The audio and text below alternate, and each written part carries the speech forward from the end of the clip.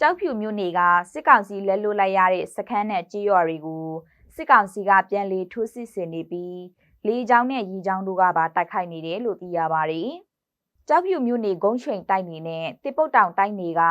စစ်ကောင်စီလက်လွတ်ထားရတဲ့ကြေးရွာနဲ့တက်ဆွေးနေရယူခဲ့တဲ့နေရာတွေကိုစစ်ကောင်စီကပြန်လည်ထိုးစစ်ဆင်တာတွေပြုလုပ်နေပြီးလေကြောင်းကလေပုံကျဲတိုက်ခိုက်နေတယ်လို့မြေပြင်ဒေသခံကျောက်ဖြူတည်ရင်မြေတယောက်ကနရိန်စရာကိုပြောပါတယ်။ဂုံးရွှိန်ကြေးရွာဘက်မှာအမတ်30နှစ်ရေတက်ရင်ကနေအေးထိန်ရှုပ်ထားတဲ့မလွကျွန်းတို့ဘက်ကိုစစ်ကြောင်းထိုးတိုက်ခိုက်နေတယ်လို့သူကဆက်ပြောပါတယ်။တစ်ပုတ်တောင်တိုက်နေမှာလေအာရခတစ်တော်ထိန်ရှုပ်ထားတဲ့ဖောက်ရှောင်းနဲ့စီမော်ဘက်ကိုဒညဝရီရေတက်ဌာနရှုပ်အပါအဝင်နောက်ထပ်စစ်ကောင်စီတပ်ဖွဲ့ဝင်အများပြားကစစ်ကြောင်းထိုးပြီးနေပြည်တွေကလေစက်တနက်တွေနဲ့ပြစ်ခတ်နေတယ်လို့နောက်ထပ်စီရေးတည်မြင့်တယောက်ကနရိန်စရာကိုပြောပါတယ်။